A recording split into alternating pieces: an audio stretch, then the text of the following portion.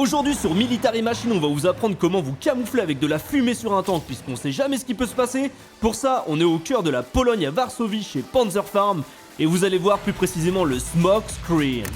L'enfant de la patrie, le jour de gloire est arrivé.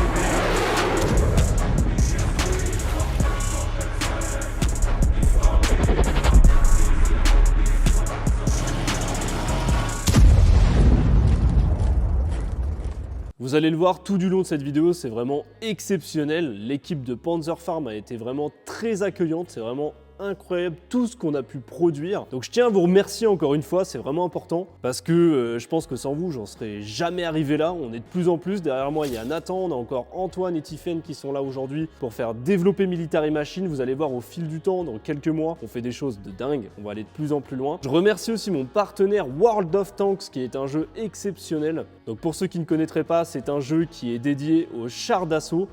C'est une sorte de jeu d'arcade en fait. Vous pouvez jouer en ligne. Il est entièrement gratuit à l'installation. Vous allez voir, je vous mets un lien en description avec quelques avantages, comme un char en cadeau qui est un Cromwell de la Seconde Guerre mondiale. C'est un partenaire qui me suit de plus en plus pour de futurs projets aussi, vous allez voir, c'est assez intéressant. N'hésitez pas à jeter un petit coup d'œil pour nous soutenir, ça nous apporte vraiment si vous allez suivre ce lien.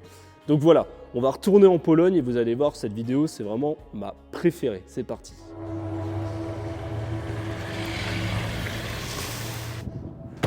Welcome to Panzerfarm. Alors aujourd'hui on est avec Mirael, my friend. Hello, dzień dobry. On va faire quelque chose d'incroyable aujourd'hui. Mirael il m'a proposé de sortir le T72 qui est à côté de nous, donc un modèle polonais. Et on va vous faire découvrir 2-3 petits accessoires. C'est incroyable parce que on passe de cette petite merveille smart avec des jantes de malade à un T72 typé soviétique, donc là ça va être de la folie. Je sais pas si je vais y arriver, je suis bon en méca mais là à ce stade là c'est un peu n'importe quoi. Donc c'est parti, regardez là il va sortir le matériel, on va l'aider quand même. Yeah. Let's go. Milwaukee, yeah, basic. Ok, Strong homme guy. fort. C'est vrai que c'est un peu lourd. So Alors là, on va aller le préparer et ensuite on va aller le conduire. Ok. On a beaucoup de travail à l'intérieur. Allez, c'est parti. Tu mets le on pour quelques secondes et le off pour quelques secondes et après tu recommences. Romain, appuie sur on. Sur off. So just make it like for Après 2 secondes, tu changes la position parce que de là où je suis, je vais pas t'entendre et je vais pas entendre la valve non plus. Ok, une fois de plus. Oui, donc tu le fais tout le temps et après 2 secondes, tu changes la position. Ok.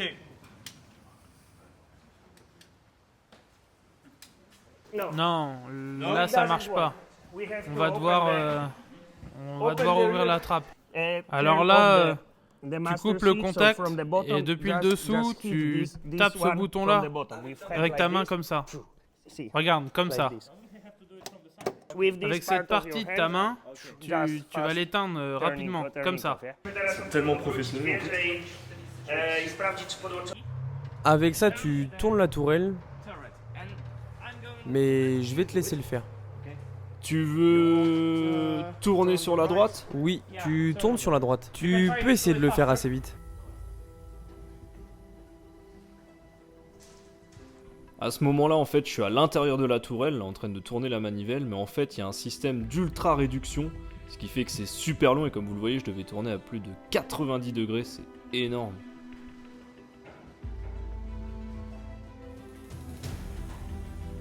Je pense qu'on est bon maintenant. Voilà, petit coup de chaud. Ça fait les bras. Ah, puis je me rendais pas compte, mais on a bien tourné là. It's good, my friend. Je suis désolé, je me suis trompé. Ah, je suis désolé. Est-ce que tu peux la tourner dans l'autre sens, s'il te Vraiment plaît? Ouais. Oh Mon my Dieu. god. Wow.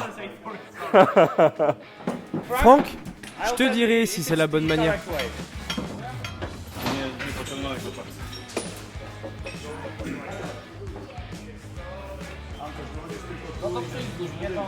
Donc là, Nikolai en fait se rend compte qu'on peut même pas ouvrir la trappe, même en bougeant la tourelle, donc je suis obligé de la remettre à sa place initiale. Là, j'en peux plus.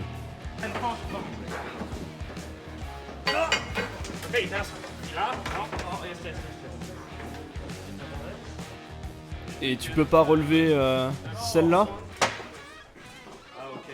Donc en fait là on a un problème parce que la trappe on est censé l'ouvrir, donc depuis tout à l'heure on fait des mouvements avec la tourelle. En fait là il y a un arrondi sur la forme de tourelle et du coup ça bloque. Donc là les gars ils essaient de lever la caisse, trouver des solutions, mais comme on n'a pas beaucoup d'accès on peut pas vraiment faire grand chose. Donc ça se trouve on va devoir démonter cette caisse là. Mais bon là j'en peux plus là. C'est trop dur. On peut pas aller de ce côté-là à cause de... Ouais, à cause de ça. À cause de ça. D'après. Seule solution, le sortir.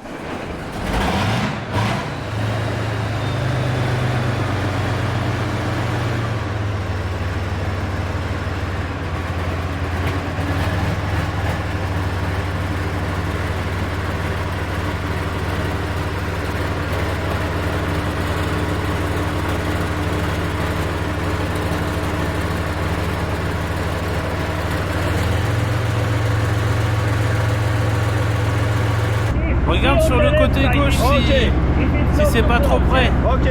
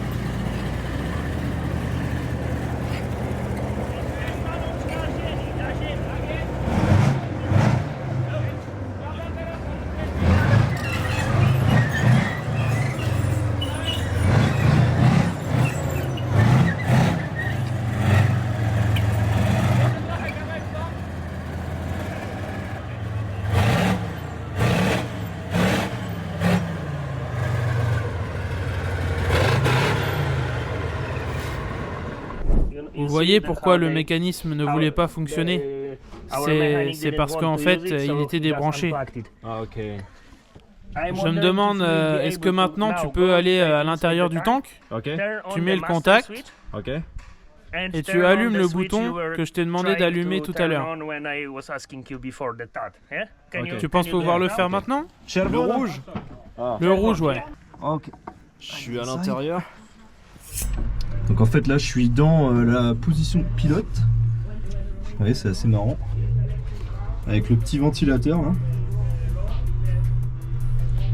On a une belle vision je pense. Appuie sur le bouton. Ok. Tu vois? Et donc là on essaye d'allumer donc le nuage de fumée. Ce qu'on appelle le smoke screen. Éteint. Ok. Ok, maintenant tu coupes le contact. Ok.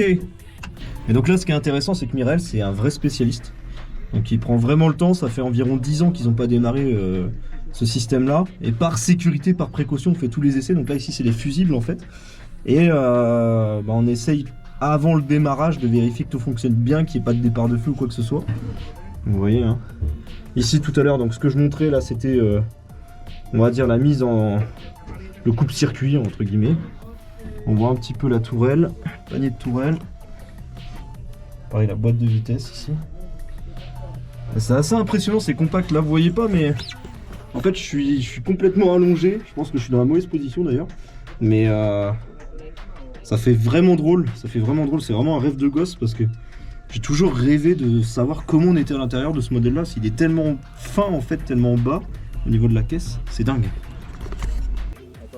That are the track tools. C'est pas si facile là. To maintain the track. On n'est pas censé pouvoir monter comme ça, for the tracks. mais escapade.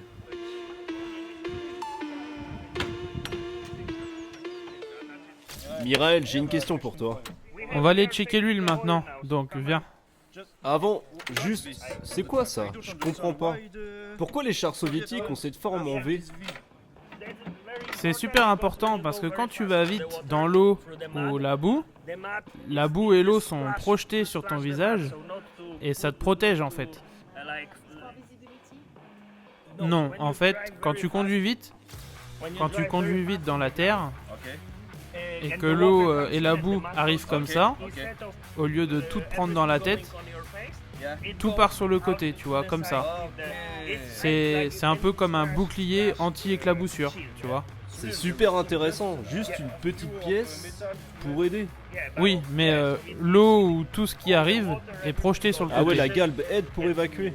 Sur le côté, ouais. Alors juste ici, regarde. Tu as la boîte à outils pour les chenilles, le tendeur de chenilles, L'autre bord. et une clé pour dévisser les axes. Ok. Et là tu as tout. Hein. Magnifique. Et là, tu as aussi les câbles pour retendre les chenilles. Ok. Et ce petit objet-là, c'est un chasse-goupille pour dévisser les axes. Beaucoup de choses que l'équipage utilise pour réparer et entretenir le tank. J'ai compris. Ces clips là sont pas la meilleure option.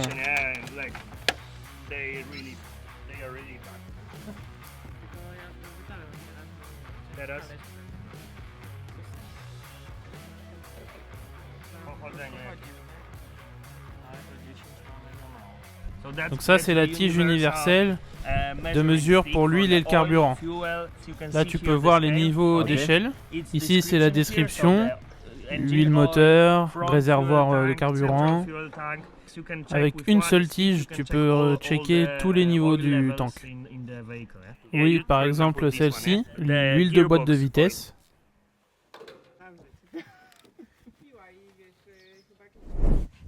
Donc là, on prend le niveau du liquide de refroidissement. Et là, le niveau d'huile moteur. Et le carburant a déjà été checké. Là, tu peux redescendre la caisse maintenant. Tu sais où sont les goupilles ?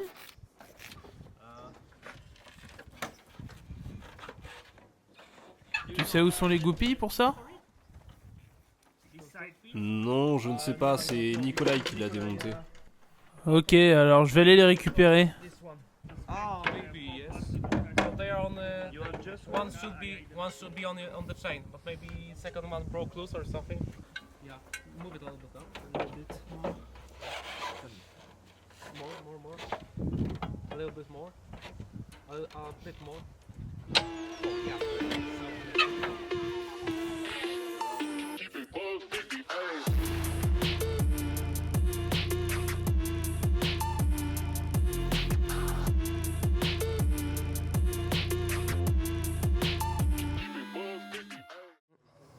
Bon alors voilà, on vient de faire un petit tour de chauffe en fait parce qu'il faut faire monter la température pour pouvoir mettre au mieux le moteur à chaud afin de pouvoir mettre le smoke screen. Je pense qu'il faut qu'on fasse un tour de plus et après on est prêt. Ok, let's go. Attends, je vais glisser moi là-dessus. Par ce côté-là. Yes.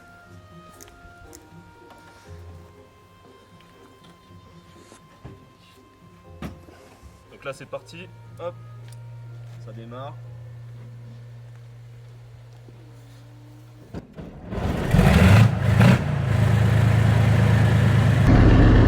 On peut y aller ? Yeah, it's okay, let's go.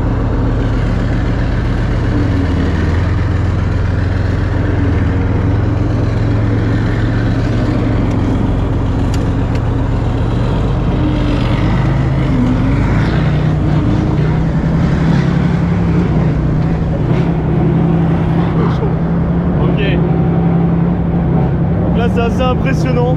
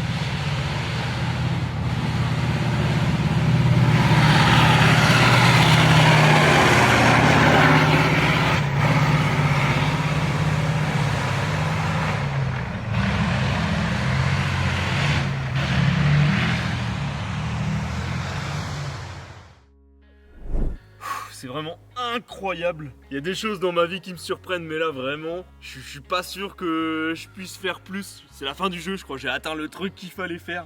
Je suis comme un gosse. C'est vraiment le rêve de gosse principal, surtout sur un char soviétique. Vous avez vu un peu le smoke screen. En fait, il l'a jamais fait. C'était aussi sa première, ça faut le savoir, parce que il fait semblant, mais il était comme un dingue. On te voit, Miral. Je crois que j'ai envie d'en acheter un. Maintenant, c'est presque ça. Je sais pas quoi dire. Vraiment, c'est quelque chose de très surprenant de voir des passionnés qui arrivent à donner autant de plaisir avec leur véhicule aux personnes comme nous qui sont aussi passionnés. Et on voit qu'ils sont super contents de le faire. On a eu un accueil de malade ici en Pologne. Et ils vont au bout du truc. Regardez l'état du véhicule. C'est vraiment là, c'est pas de la déco quoi, ça vient d'arriver, il y a encore de l'eau partout. Waouh. Donc voilà, ce qui me surprenait le plus tout à l'heure, c'est qu'à un moment donné, Mireille a commencé à descendre dans une ornière, mais le char il était tellement en pente que vraiment en fait le bas de la caisse là, je pense qu'il était en contact, hein, c'est sûr. Les ailes, j'ai cru qu'elles allaient être pliées, tellement c'était en pente, enfin vraiment c'était super impressionnant. La motorisation, elle est énorme, ce que disaient Mireille et son frère, c'est des choses qui tournent comme des horloges. L'entretien, quand on le fait bien, c'est increvable, clairement c'est increvable. Et le système technologique, au final, il n'a aucun inconvénient parce que c'est juste ce qu'il faut du XXe siècle pour pouvoir piloter. Alors regardez, c'est du n'importe quoi. Puis la terre humide, forcément, tout à l'heure on a été dans le plan d'eau aussi. J'ai eu un peu peur parce qu'à un moment donné, Mireille il a commencé à s'engager, forcément pour Nathan qui gère toute cette partie de vidéo.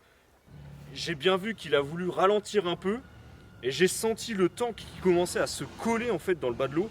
Je me suis dit, oh, c'est pas possible, il pourra pas ressortir. Et il a commencé à faire des bonnes manœuvres, et j'ai vu, mais c'est vraiment des professionnels, ils connaissent vraiment bien leur véhicule. Donc ça impose parce que derrière, pour lui, je pense, ça fait rien du tout, c'est son habitude. Mais pour quelqu'un comme moi qui n'est pas forcément trop l'habitude d'être tout le temps sur des tanks, Là ça faisait vraiment quelque chose, mais regardez. Ah je suis comme un dingue, vraiment. Je sais pas ce que vous en pensez vous, c'est quoi vos chars préférés? Mais de mon côté, je sais pas, je trouve qu'ils ont vraiment un aura ces véhicules là. Voilà, le terrain, il est complètement labouré. Juste derrière là on a une pente de malade. Ils accéléraient vraiment, c'est un... Faut savoir, je dis ça, hein, mais il y a une vraie sécurité derrière tout ça, ils travaillent très sérieusement. De mon côté, je me dis soit je le ferai jamais ou dans très très longtemps, tellement ils le font bien. Je pense qu'il faut vraiment acquérir la bonne expérience avant de jouer avec des choses comme ça, c'est très important de le dire.